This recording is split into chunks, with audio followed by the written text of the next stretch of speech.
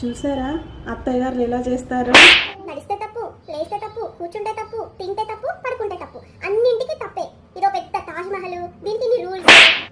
ఆవిడ కూడా నాలాగా వచ్చిన ఆవిడే కదా.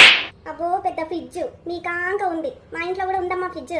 డోరు ఊరికే తీయొద్దంట, ఫాస్ట్ గా నడవద్దంట, కింద కూర్చోవాలంట. ఏంటి మా ఇంటికి వచ్చినప్పుడు సూపు వేసి ముక్కలు వేయలేదా? ఒక్కొక్కరు ఇంత ఇంత తిన్నారు. మరి మీరు మా వాళ్ళకి చేసిందేంటి? కనీసం తిండి కూడా పెట్టలేదు కదా. అబ్బో పెద్ద బలగం, అంటే బలగం బలగం అని చెప్పు. అమ్మో ఈ డబుల్ యాక్షన్ చూసారా? ఇప్పటివరకు నన్ను ఇన్ని మాటలని కొడుకు రాగానే ఎలా మాట్లాడుతున్నా. మా మామయ్య గారికి ఏమీ తెలీదు, అంతా ఏమో పనులన్నీ నాతో చేయించి ఫోన్లో మాత్రం ఆమెనే చేస్తున్నట్టుగా అందరికీ చెప్తుంది. అనుకున్నంత కట్నం తేలేదట, ఇంకేమిస్తారు? ఆస్తులని రాసిస్తారా?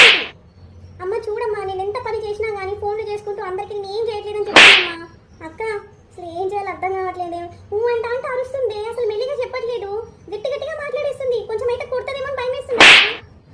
ఏంటమ్మా ఎప్పుడు చూడు అడ్జస్ట్ అవ్వాలని చెప్తూ ఉంటావు.